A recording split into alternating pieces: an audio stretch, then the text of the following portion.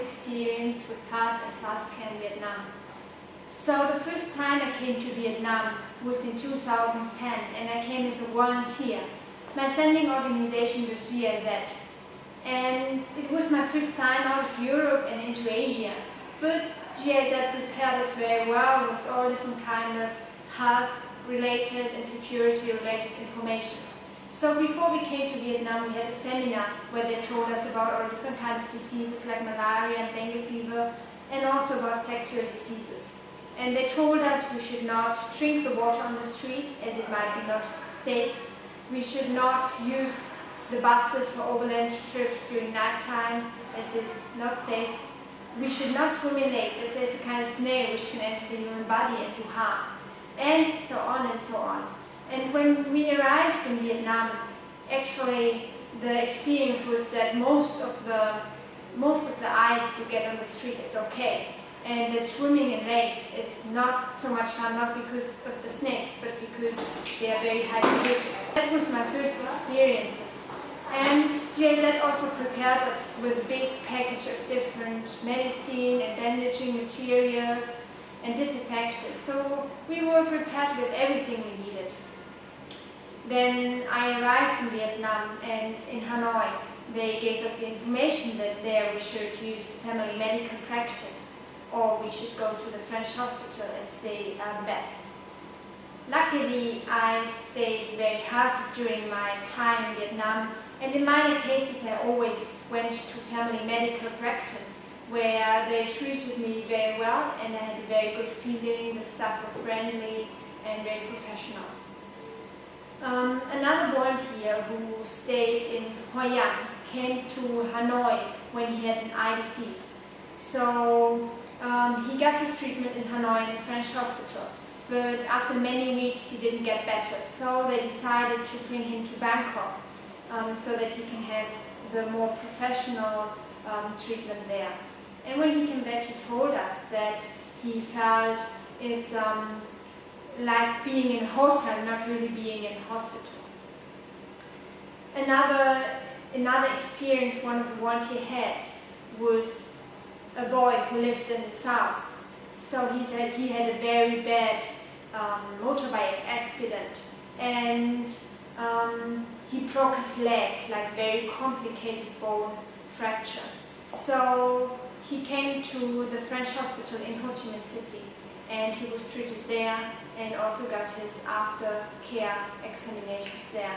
So they told him it's one of the best in Southeast Asia, and he didn't have to leave the country to go somewhere else. In spring 2011, my family came to visit me, and unfortunately we had to see the doctor after my mother had fell into a hole on the streets. So I decided very quickly to take her to family medical practice, and they x-rayed her leg there, and luckily she didn't break anything.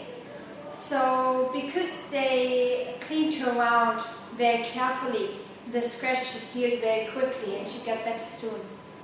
My only experience with the Vietnamese public hospital in Hanoi was when I visited my boyfriend's sister after she delivered her baby. So we went to the hospital and I wanted to wash my hands before entering the room. But I couldn't find the bathroom, so I was asking staff there, and they sent me to a wash basin on the hallway. And I was shocked because I couldn't find any soap there, neither disinfectant. So I found like it's the most basic thing you need in a hospital is soap and disinfectant. And I'm still, when I think about it, I find it so unhygienic. I couldn't wash the germs, which might be on my hands, before touching a newborn. And it seemed like a very minor thing when I saw the 10 bed bedrooms which were overcrowded, and when I heard the moaning of patients on the hallway. I had a similar hygiene experience when I went to the dentist with my boyfriend. So while waiting for him having his treatment, I saw I could watch another patient, because all the patients, they sat next to each other, not in separate rooms, as I was used to it from Germany. So I could watch the doctor picking up a cotton ball which fall to the ground and using it again. So that was also kind of weird for me and disgusting. As I told at the beginning, we had all the medicine we needed with us, so we didn't need to buy any medicine in Vietnam. But when my mother came to visit me, she forgot one very important medicine, one very important pill she needs to take every day. So we knew that our trip would have an end if she couldn't get this medicine in Hanoi. So we went to a pharmacy which was known for having Western medicine. And even if you could get, in Germany, you could get this medicine just under prescription. We were very lucky and could get it there without any problem, so we could continue our trip. It turned out that the most difficult thing to get was actually psychological help. So when one of the gurus needed it, we couldn't get it in Vietnam. Of course, first of all, there's a language barrier, which is quite a bit of a problem if you consider psychological help. But it's also, I think, a field which is not very widely accepted or known in Vietnam yet.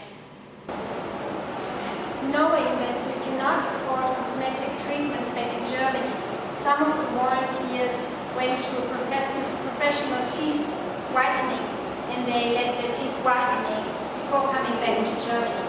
All in all, my experiences with private healthcare in Vietnam is satisfying, knowing that for more complicated or complex treatments, it's better to go to Bangkok.